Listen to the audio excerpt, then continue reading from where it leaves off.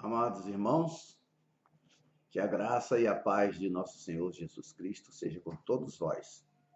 Voltamos ao nosso estudo, né, que tanto é pertinente para esse tempo de hoje.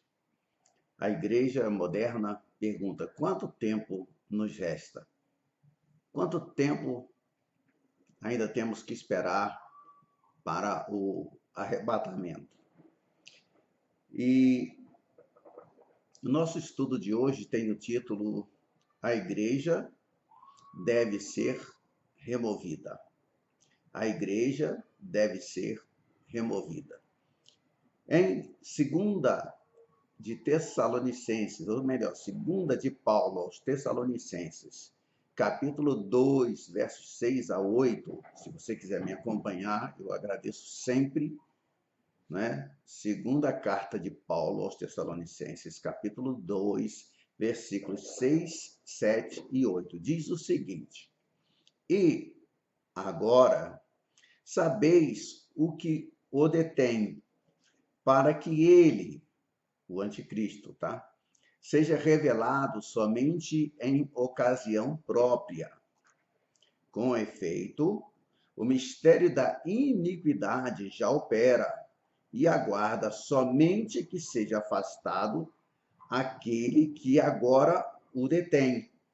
Então será de fato revelado o iníquo, ou seja, o anticristo, a quem o Senhor Jesus matará com o sopro de sua boca e o destruirá pela manifestação de sua vinda. Nós já viemos falando sobre o assunto muito importante, ao qual o de hoje dá continuidade. Nós falamos em nosso último vídeo sobre o príncipe que há de vir. E agora nós podemos ver que, em continuação, nós chegamos a um ponto em que devemos continuar, porque falando sobre o mesmo assunto. Por quê? Porque o anticristo não aparecerá, não dará sua cara, não entrará em cena enquanto a igreja estiver aqui. Apesar do anticristo trazer, de alguma maneira, uma solução pacífica para o conflito entre Israel e os seus vizinhos árabes, será uma paz que ele mesmo violará. Sim, ele traz e ele mesmo viola. Quando ele liderar os exércitos do mundo num ataque contra Israel. Ou seja, ele quebra essa paz quando ele mesmo lidera os exércitos contra Israel, com quem ele havia feito, ou fará, né? No nosso caso, está ainda no nosso futuro, uma aliança com muitos. Sem perceber, por causa da ignorância sobre suas próprias escrituras sagradas, sem perceber o que há de vir, né? O povo escolhido de Deus cairá na armadilha de Satanás. E por que cairá? Eu falei agora, por causa da ignorância sobre suas próprias escrituras sagradas. Quase ninguém que se diz povo de Deus estuda a Bíblia. Quase ninguém pesquisa, quase ninguém quer, entre aspas, perder tempo, porque ninguém perde tempo, né, estudando a palavra de Deus. Quase ninguém quer usar o seu tempo para fazer uma pesquisa, um estudo, para comer, eu falo assim, comer a palavra de Deus. Senão não cairia, se estudasse, não cairia nas artimanhas de Satanás. Israel achará que a capacidade demonstrada por esse carismático, veja bem o que estou dizendo, carismático líder mundial, ao estabelecer a paz, prova que ele seja o Messias. Israel vai achar isso. Seu pacto com esse homem maligno, o qual se revelará como seu maior inimigo, levará ao período de maior tribulação que os judeus já experimentaram como nação. Os profetas o chamaram de tempo, esse tempo da tribulação, os profetas chamaram de tempo de angústia para Jacó. Por exemplo, dê uma olhadinha em Jeremias capítulo 30, versículo 7. Agora, pare em qualquer esquina de Jerusalém hoje em dia e pergunte a quem estiver passando: você acredita que o Messias virá? Quase todo israelense responderá com um sim. E um sim forte, um sim ressonante. Então, depois de você ouvir esse sim, pergunte a ele: como você vai reconhecê-lo? Como você vai reconhecer o Messias quando ele vier? Novamente, quase todo judeu habitante de Israel responderá com ingenuidade nascida da esperança.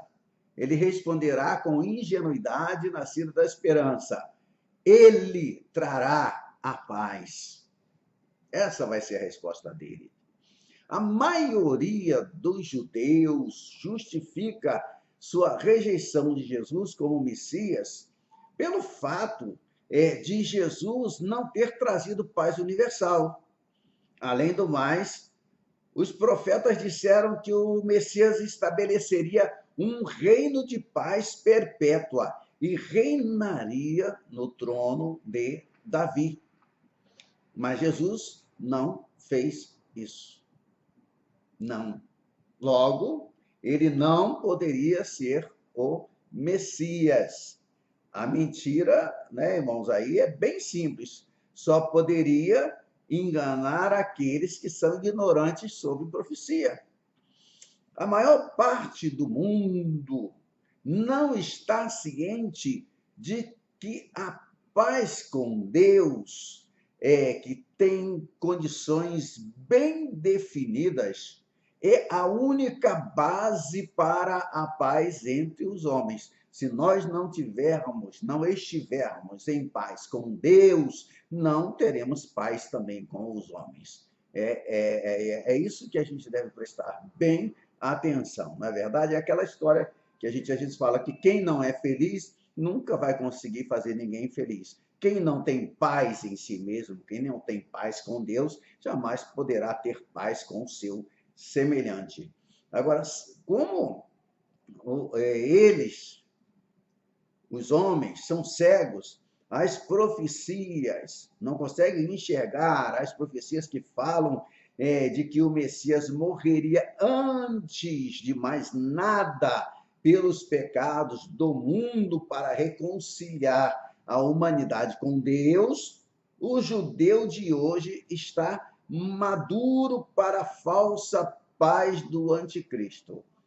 Maduro para a falsa paz ele está, porque o anticristo vem em seu próprio nome, não é verdade? E Jesus veio em nome do Pai. O Senhor deixou isso bem claro, ele mesmo falou para nós. Deixou, está escrito, está registrado.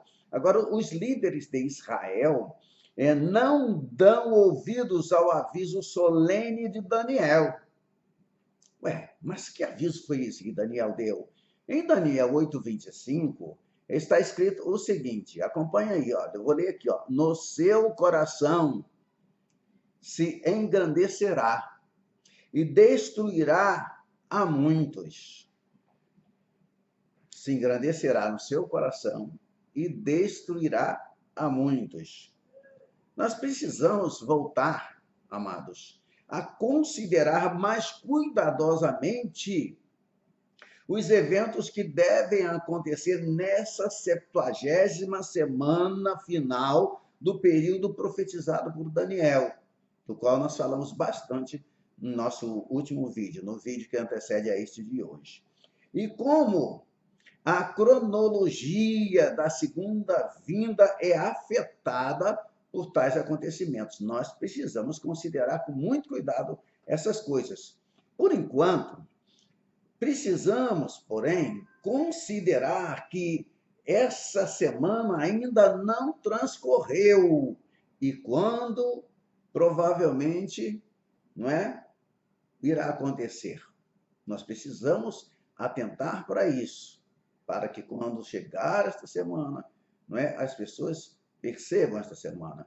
Graças a Deus, eu não estarei aqui quando vier, quando acontecer, quando chegar a 70ª semana, porque a igreja será arrebatada antes que a 70ª semana tenha continuidade. Eu diria assim que o Deus da graça deu esse tempo de graça para nós, para a igreja. Ele parou de contar o tempo desde que a igreja está aí. E a resposta a perguntas como essas que eu mencionei agora é essencial para um entendimento da cronologia do arrebatamento e da segunda vinda.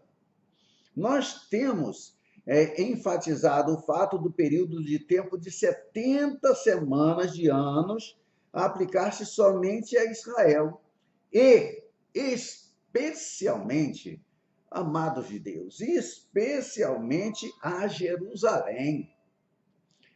Isso envolve os tratados de Deus com o seu antigo povo. Não podemos ignorar Israel, não podemos ignorar a história judaica, não podemos ignorar os fatos que ligam os judeus, o judaísmo, ao cristianismo. O propósito é que, aparentemente, trazê-los ao arrependimento e completa reconciliação com Deus e com sua vontade. Mas o povo de Israel sempre foi rebelde, sempre deu muito trabalho a Deus, igual a mim, igual a mim. E para que o Messias, isso tudo tem que acontecer, para que o Messias possa reinar sobre eles. Para que o Messias possa reinar sobre eles, eles têm que estar em paz com Deus.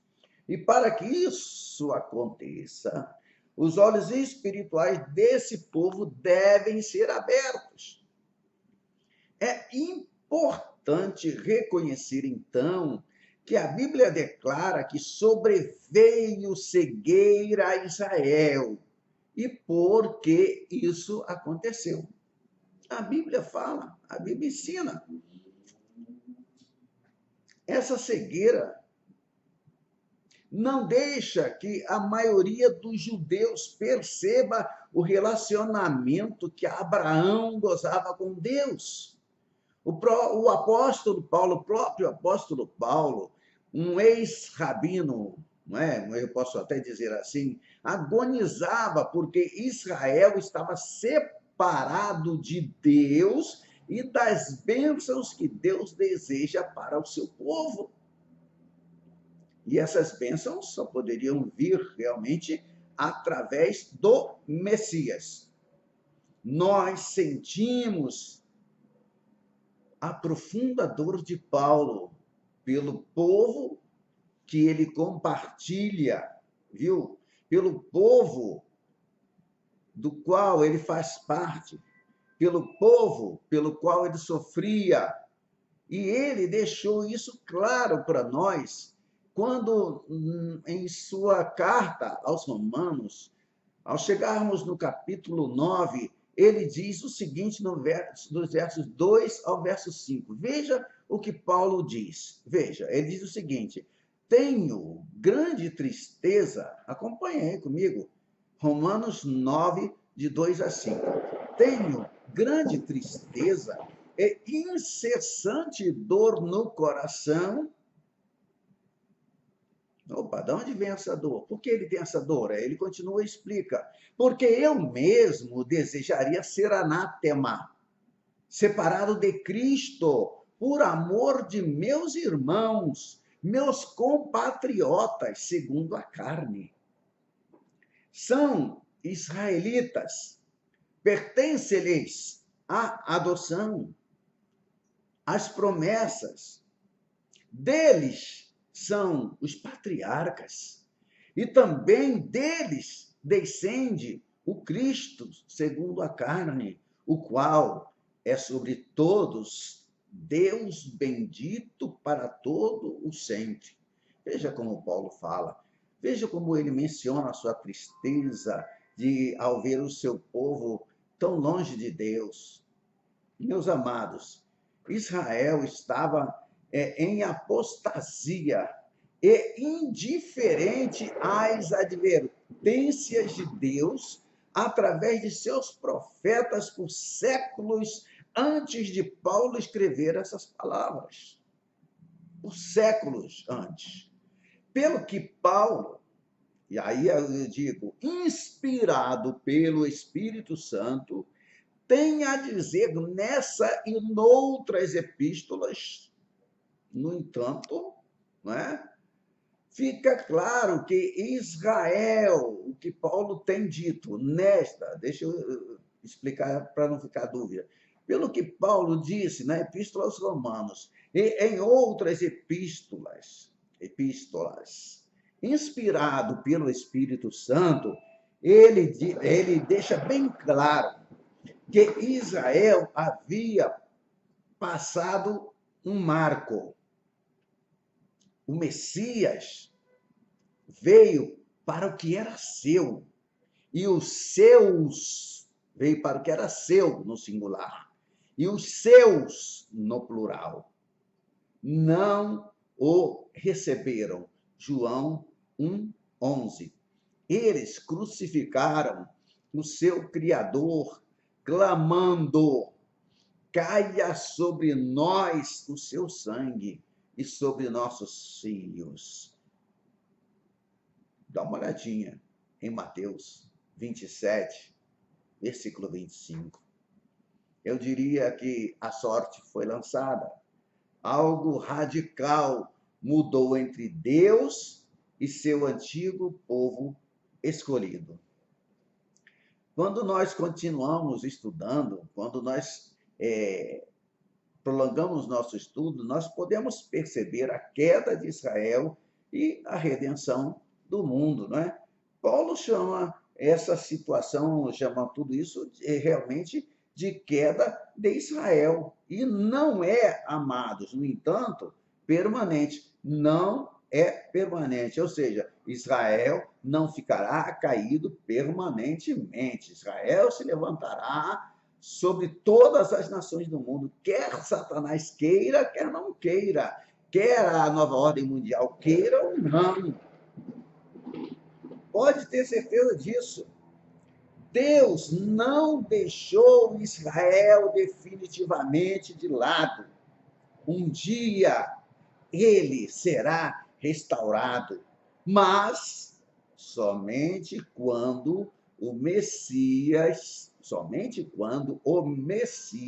Ah, pastor, por que o senhor repete? Que eu quero que fique frisado, cravado, não só cravado, mas gravado e gravado na sua mente. Eu preciso que você preste bem atenção nisso. Deus não deixou Israel definitivamente de lado. Um dia ele será restaurado, mas somente quando o Messias voltar para resgatá-lo no Armagedon.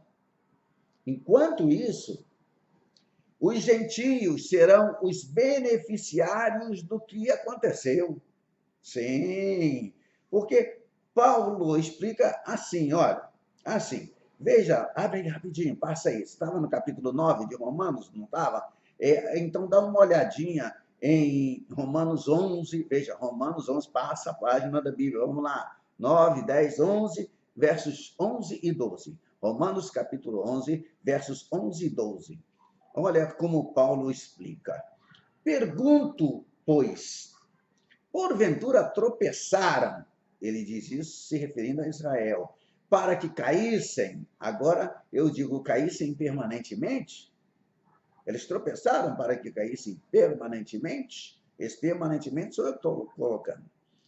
E o próprio Paulo responde, aí nesses versículos que você está lendo comigo, de modo nenhum, mas pela sua transgressão, agora eu digo temporária, veio a salvação aos gentios. Ora, Se a transgressão deles redundou em riqueza para o mundo, e o seu abatimento em riqueza para os gentios, quanto mais a sua plenitude. Olha o que Paulo fala. Se a queda de Israel foi bom para nós, ele diz, quanto mais será a plenitude de Israel. Será muito melhor do que qualquer coisa que já tenhamos visto até agora.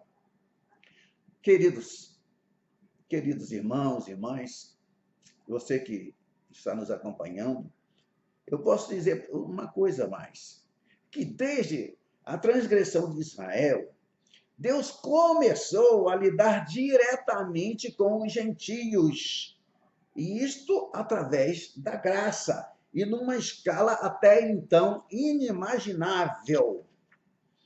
Os profetas inquiriram sobre esta grande salvação, e mesmo os anjos ainda não a compreendem. Você alcançou o que eu quis dizer? Que nem os anjos compreendem tão grande salvação?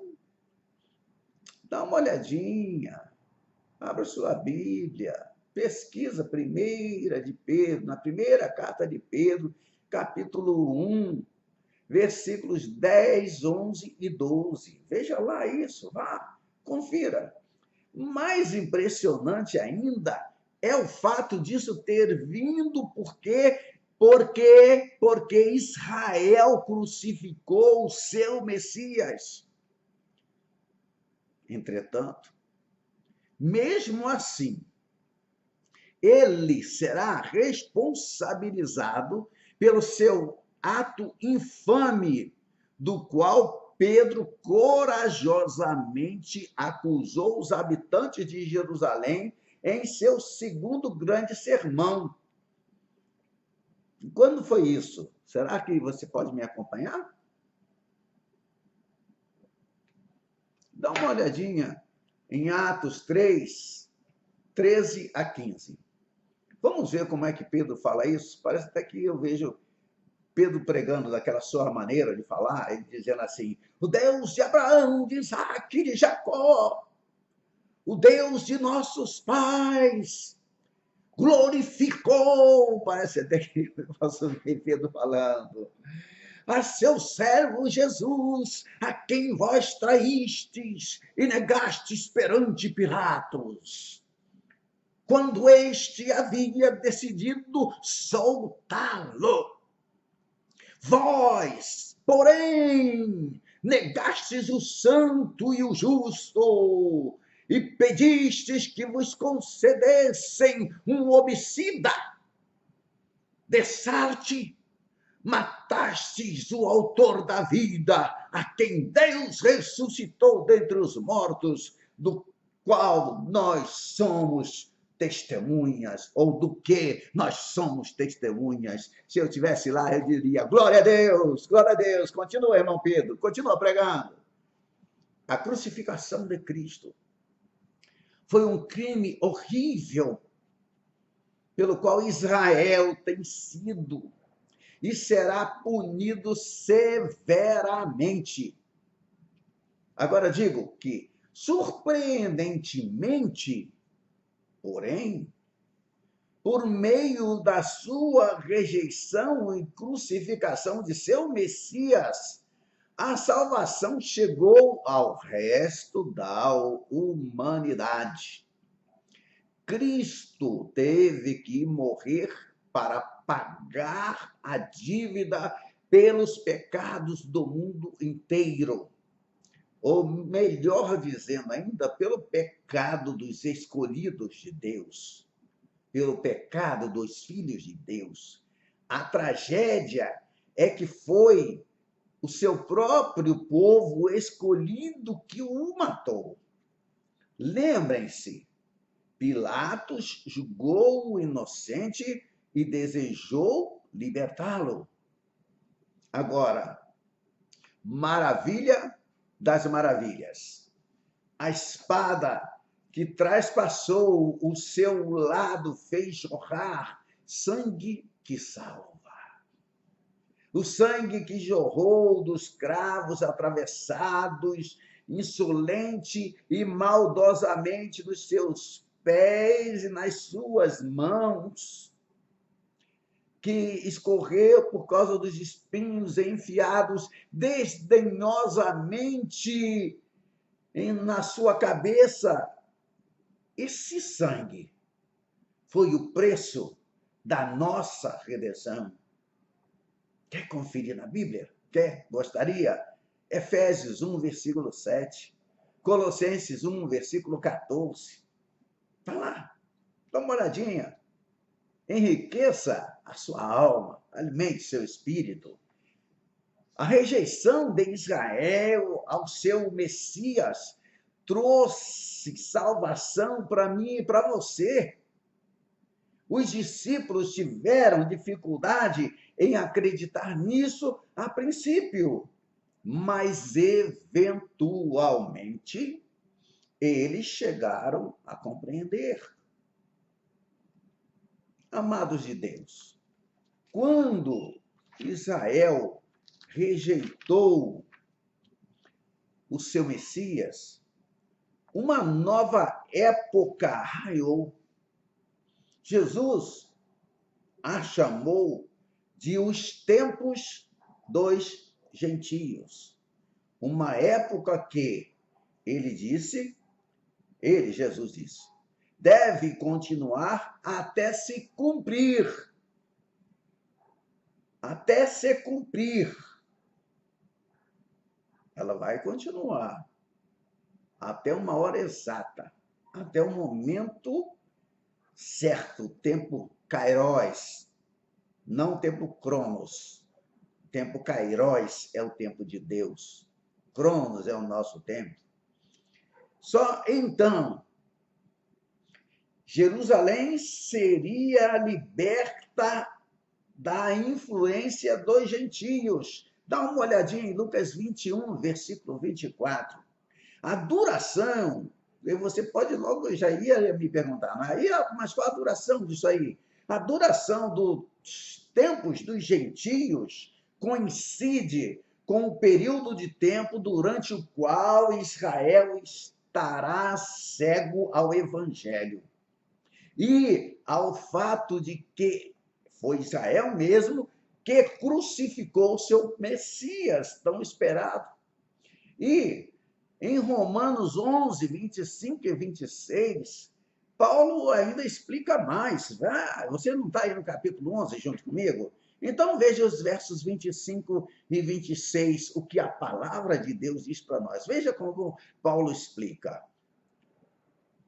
Porque não quero, irmãos, que ignoreis este mistério, para que não sejais presumidos em vós mesmos, que veio o endurecimento em parte a Israel, até que haja entrado a plenitude dos gentios. E assim, todo Israel será salvo, como está escrito: virá de Sião o libertador. Ele apartará de Jacó as impiedades. Até aí, em Romanos 11, versos 25 e 26, os versículos que eu li.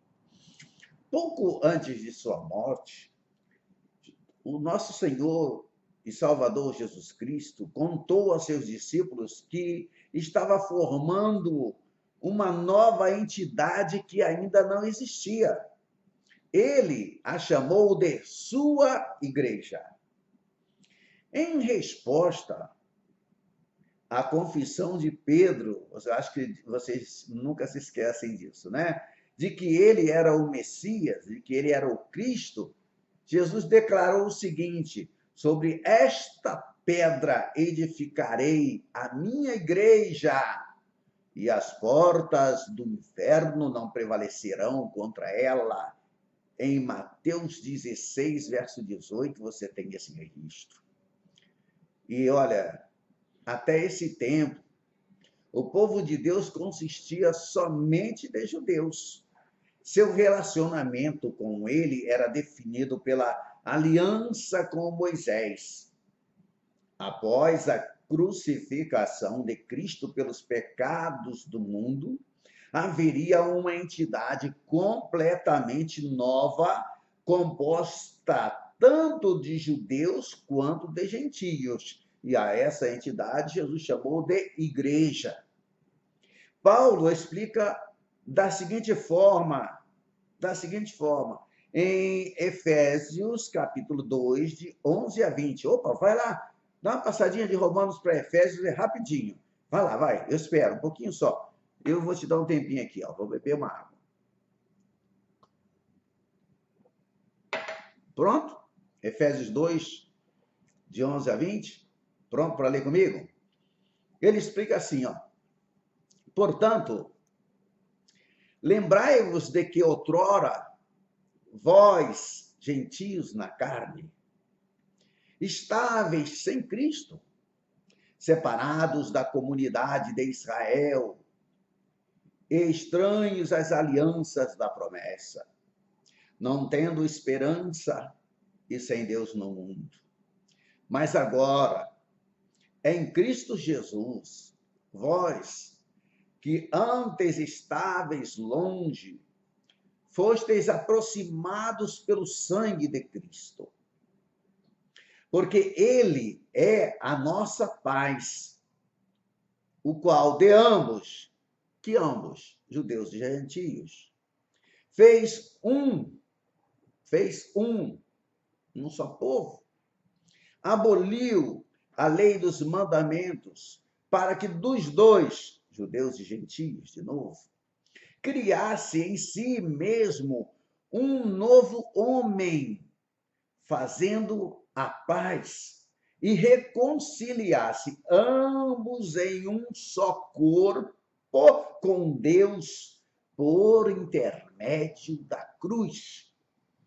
Assim, já não sois estrangeiros e peregrinos, mas concidadãos dos santos, e sois da família de Deus, edificados sobre o fundamento dos apóstolos e profetas, sendo ele mesmo, Cristo Jesus, a pedra angular.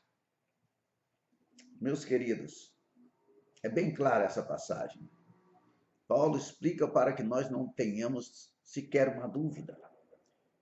Agora, os católicos romanos, eles insistem até hoje, até esse momento em que eu falo com vocês, que Pedro é a rocha sobre a qual a igreja foi fundada. Realmente, Jesus disse a Pedro: sobre esta pedra edificarei a minha igreja, e as portas do inferno não prevalecerão contra ela. Dar-te-ei as chaves do reino dos céus. Isso Jesus deixou para nós registrado através de Mateus, no capítulo 16, versos 18 e 19. Agora, dessa simples afirmação, basicamente a mesma que ele fez a todos os discípulos em Mateus 18, versos 18 e 19, e também em João, capítulo 20, verso 23, Roma fabricou um cargo papal, infalibilidade papal, sucessão apostólica, um magistério que interpreta sozinho as Escrituras, um clero celibatário a quem confissões devem ser feitas e que administra sozinho a graça através de 7 sacramentos e muito mais coisas.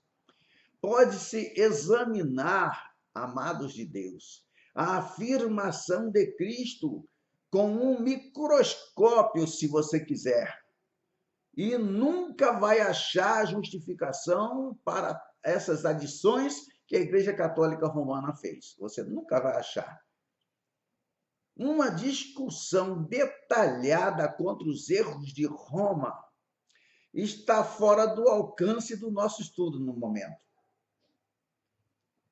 Seria coisa grande demais e longa demais. E eu acredito até que não levaria a ganharmos grandes coisas. Se Pedro foi indicado por Cristo naquele momento como o primeiro Papa, e se todos os papas são infalíveis, jamais se suspeitaria disso pela atuação de Pedro. O primeiro Papa, coloca entre aspas, abre aspas, primeiro Papa, fecha aspas. O primeiro Papa imediatamente negou a fé. Onde está a infalibilidade? E se Pedro não recebeu a infalibilidade papal, se não recebeu de Cristo naquele momento, então quando foi que ele recebeu essa infalibilidade? Essa capacidade de jamais falhar? Momentos após Jesus ter aprovado a Pedro por confessar que ele era o Cristo, aquele pecador impetuoso insistiu que Cristo não precisava morrer numa cruz. E aqui está uma negação óbvia da doutrina central do cristianismo. Mas você sabe qual foi a repreensão, não sabe? Arreda Satanás. E foi uma repreensão imediata. O sistema papal teve uma péssima largada, não é verdade? Já mais adiante, nós encontramos Pedro, Tiago e João no monte, onde Cristo foi transfigurado diante deles, dando-lhes assim um relance da glória da sua ressurreição. Moisés e Elias apareceram ali com Cristo. E em mais uma declaração apressada que estava longe de ser infalível, Pedro rebaixou Jesus ao nível de um profeta, dizendo: farei aqui 3 tendas, uma será tua, outra para Moisés e outra para Elias, em Mateus 17, versos 3 a 5. Confira. Imediatamente, Deus não brinca, irmãos, Deus não perde tempo, não se adianta nem se atrasa. Imediatamente a voz de Deus, vinda do céu, repreendeu a esse primeiro Papa, coloca entre aspas de novo, que tinha esse primeiro Papa recém-promovido, viu? Deus fala nessa hora, Deus repreende a ele. Nessa ocasião, Pedro negou a singularidade e a divindade do Filho unigênito de Deus, que está acima de qualquer profeta, incluindo Moisés e Elias. Aleluia! Como é grande o nosso Jesus. Bendito seja o seu nome, desde agora e para todo sempre. Nós já nos referimos à negação de Pedro de até mesmo conhecer a Jesus, quando confrontado pelos servos no palácio do sumo sacerdote, enquanto Cristo estava sendo condenado à morte, não é verdade? Quantas vezes nós falamos sobre isso? Falamos nos estudos, falamos entre nós mesmos, vocês falam quando estão com os amigos, na igreja, Pedro negando Jesus. Irmãos, Roma perdoa os pecados dos papas. É verdade que já dentre eles foram encontrados alguns dos monstros mais desumanos a andarem nesta terra. E como é que Roma perdoa o pecado deles? Porque eles dizem que há uma diferença entre infalibilidade e impecabilidade. Papas não são supostamente infalíveis quando eles fazem uma declaração de fé ou moral à igreja inteira. Supostamente infalíveis, apesar deles negarem a Cristo em suas vidas. Um conceito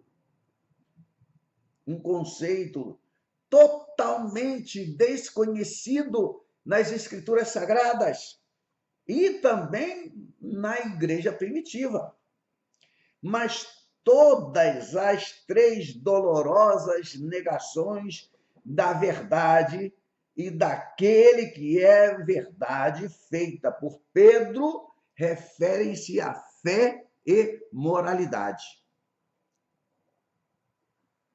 Ou você discorda de mim? Com certeza, as mesmas foram declaradas para a igreja inteira, pois estão no cânon das Escrituras. Eu posso dizer para vocês com toda convicção de que é Cristo quem constrói a sua igreja. Ele é sua cabeça e também o seu fundamento. Já vimos como no Antigo Testamento o Senhor deixa bem claro que somente Ele é o Salvador. Ele também declara com a mesma clareza e finalidade que apenas Ele é a rocha. No Salmo 18, no versículo 31, e dessa vez eu não vou esperar você chegar lá, está escrito assim: pois quem é Deus, senão o Senhor? E quem é rochedo, senão o nosso Deus?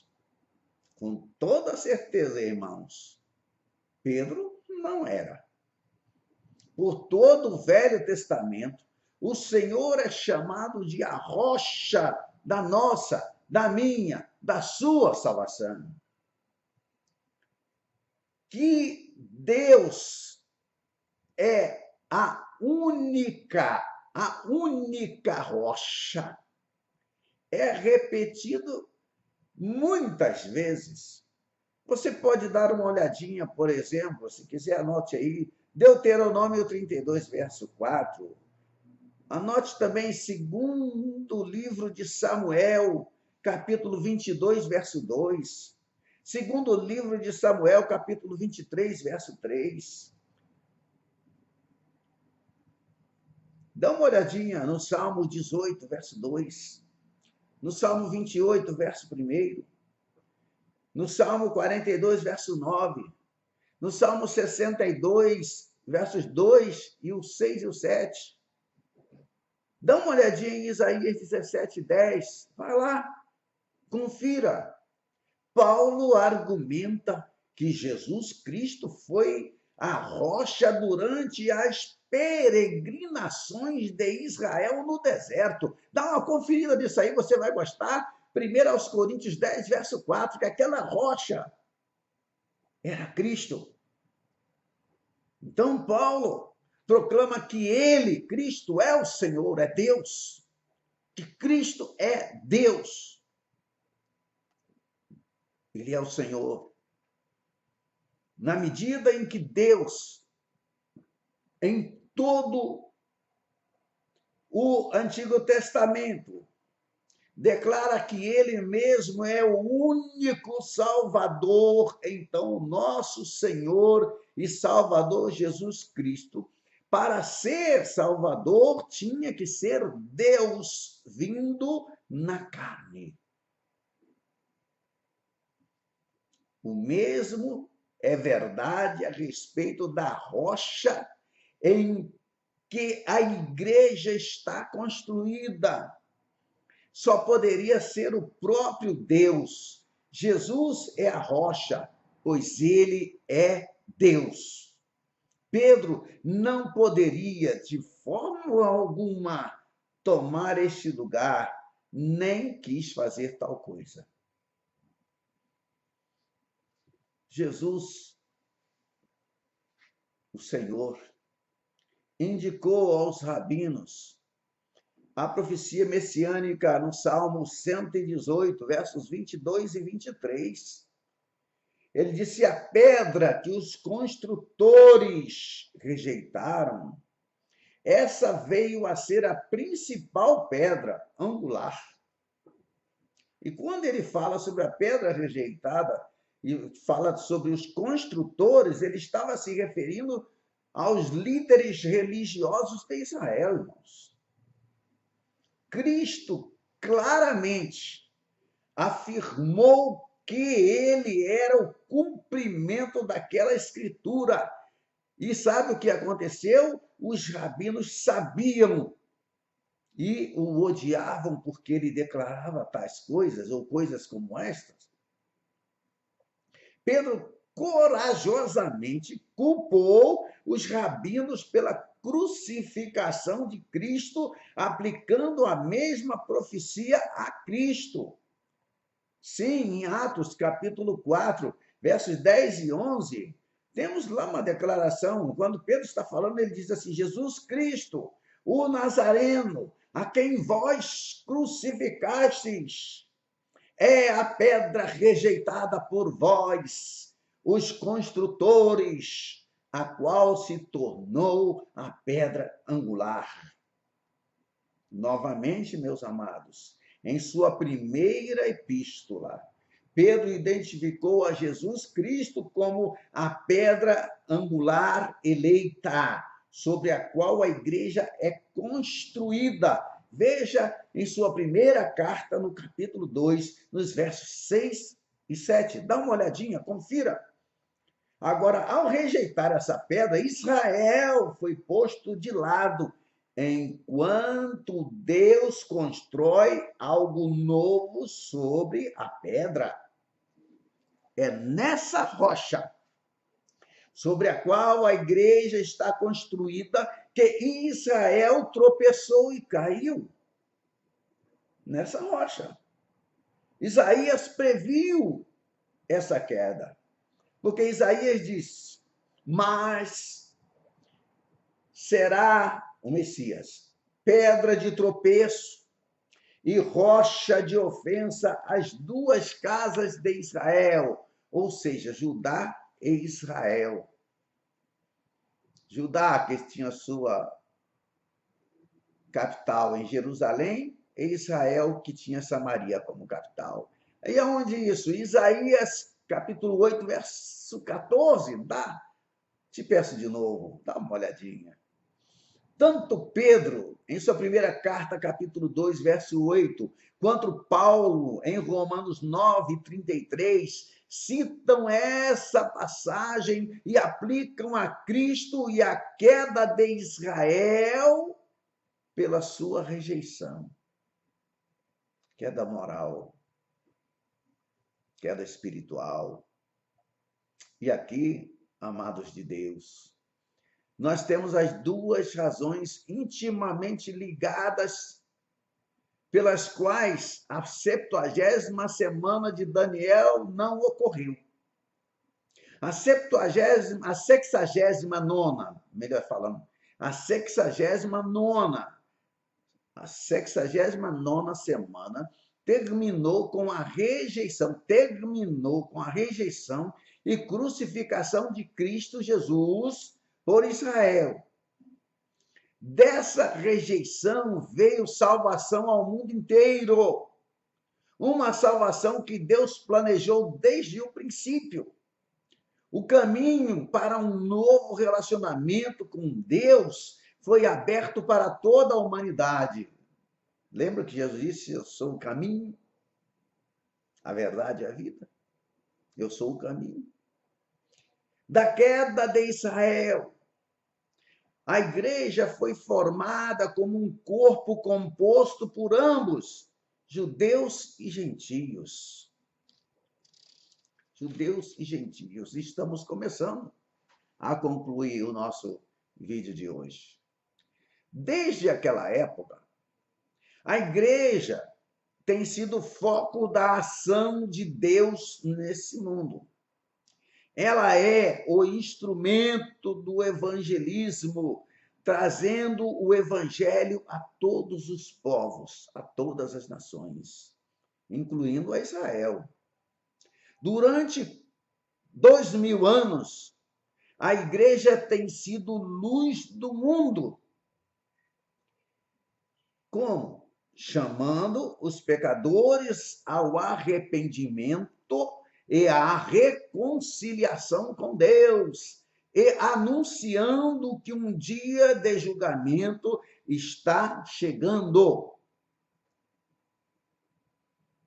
Durante esse tempo, Israel foi posto de lado. Um povo peregrino sem uma terra natal, espalhado por todas as nações, porque está sob o julgamento de Deus, mas não está esquecido por Deus. Eu teimo em dizer isto. Em 1948, Israel tornou-se uma nação novamente. Nós já falamos sobre o grande milagre que isso foi, e sobre o milagre ainda maior, sendo Jerusalém agora o alvo de atenções e preocupações do mundo. Todos os dias, no noticiário, no jornal de papel, no jornal impresso, você vê menções a Israel todos os dias. Todos os dias. Agora, será? Eis uma pergunta. Será que a 70ª semana de Daniel começou finalmente a transcorrer com a restauração de Israel à sua terra? Será? Obviamente que não, amados, pois Israel está ali há muito mais tempo do que 7 anos e Cristo ainda não voltou para reinar em Jerusalém. Certamente que a presença contínua da igreja na terra está impedindo, repito, a presença contínua da igreja na terra está impedindo que Israel se torne alvo exclusivo das operações de Deus. Você ouviu bem o que eu disse? A 70ª semana de Daniel é um período de 7 anos. Várias profecias definidas devem ser cumpridas durante esse período de 7 anos. Quando esses eventos começarão a acontecer, é uma incógnita para todos nós. A gente, quando está conversando entre nós, a nossa pergunta sempre é essa: quando é que esses eventos começarão a acontecer?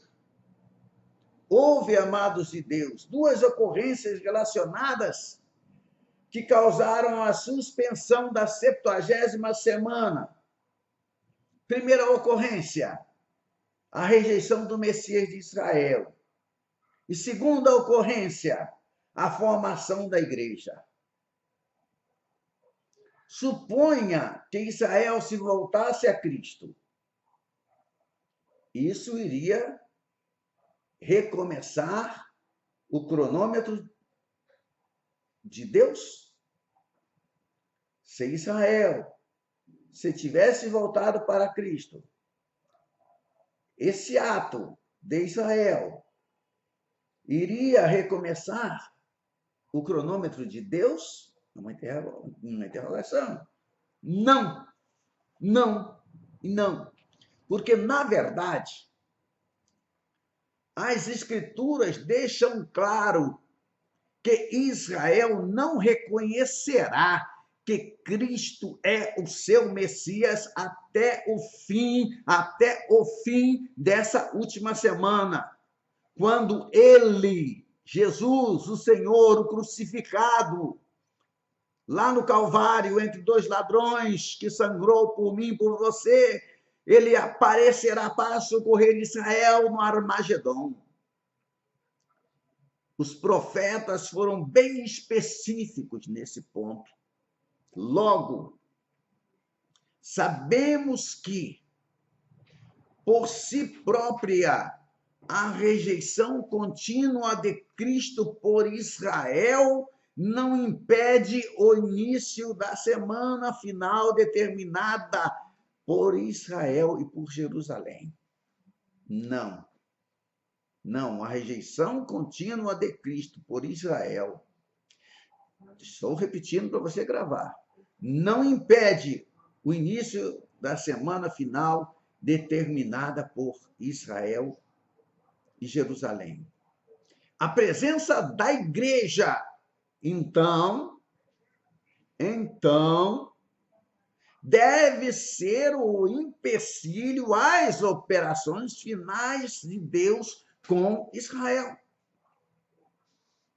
A igreja poderia ser removida. Não poderia? Poderia. Agora eu vou perguntar para você. A igreja poderia ser removida, deixando novamente o foco sobre Israel? Sim, sim, sim. E é exatamente isso que acontecerá. Não se pode concluir nada, eu disse nada, exceto que a igreja cuja formação marcou a suspensão da 70ª semana deve ser retirada antes que esses 7 últimos anos possam transcorrer.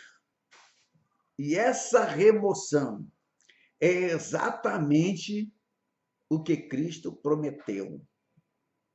É aqui, nesse ponto final do nosso vídeo de hoje, que temos um argumento muito poderoso das Escrituras para o arrebatamento da igreja. E eu digo, argumento para que esse arrebatamento aconteça antes. Eu disse antes, before, antes do início da 70ª semana de Daniel. Então, antes da tribulação. Um arrebatamento no meio da tribulação ou antes da ira não servirá. Essa última semana não pode nem começar antes que a igreja, cuja formação causou sua suspensão, tenha sido levada. Não pode nem começar. Primeiro, a igreja tem que ser arrebatada. E, na realidade, ela deve ser retirada por várias outras razões também. Mas isso nós deixaremos mais para frente. No nosso próximo vídeo, nós falaremos sobre o arrebatamento. Que Deus abençoe você. Que você nos ajude compartilhando este vídeo com seus amigos, com seus irmãos, com aqueles que gostam da palavra de Deus. Me deu vontade, irmãos, já tendo concluído o nosso vídeo, eu não sei, muitos não gostam, muitos são contra, eu não tenho nada contra, mas também não vou achar nenhum problema com aqueles que têm. Eu tenho aqui uma coleção boa, ó, do grande Vinmaldo. Olha, o Apocalipse de Jesus Cristo, um comentário para a nossa época, volume 1, volume 2, volume 3 e o volume 4. É uma coleção novinha, 4 volumes. Creio que todos gostaram muito. Para quem não conhece, Dr. Vinmaldo, eu vou ler aqui apenas algo bem pequeno para você poder saber. Vinmaldo, nascido em 1922 e falecido em 1992, o autor deste livro, foi fundador da obra missionária chamada da Meia-Noite e presidente da Associação Bet Shalom para Estudo Bíblico em Israel. Durante décadas, suas mensagens bíblicas, proféticas e de santificação, profundas e atuais, transmitiram uma visão clara do plano de Deus e ajudaram inúmeras pessoas em sua vida de fé. Aqui, basta isso, não preciso ler mais. O que eu estou pensando em fazer? Eu estou pensando, ainda não sei como vou fazer, vou estudar como fazer isso, em sortear esta coleção entre aqueles que estão inscritos no nosso canal, que comentarem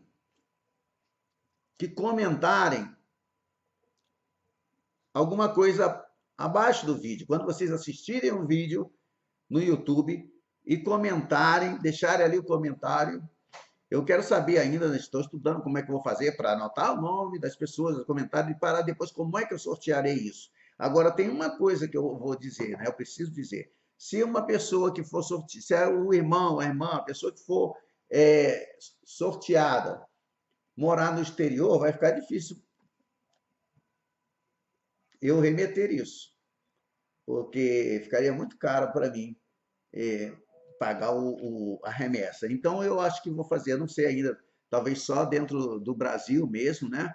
Só para os que são brasileiros, que estão no Brasil, e que eu poderia enviar pelo correio para quem fosse o sorteado. Mas eu ainda estou pensando nisso, e se você achar que não devo fazer isso, você também pode comentar. Comente aí, olha, não quero, não gosto, acho que está errado, não deve fazer isso, não vou ficar chateado de maneira alguma. Se você achar que é uma boa e gostaria de ganhar essa boa coleção, né? Tá completinha, tá aqui em minhas mãos há algum tempo. A gente vai ficar muito feliz em compartilhar com vocês. Que Deus te abençoe. Eu agradeço a todos em nome de Jesus. Paz seja com todos. Amém?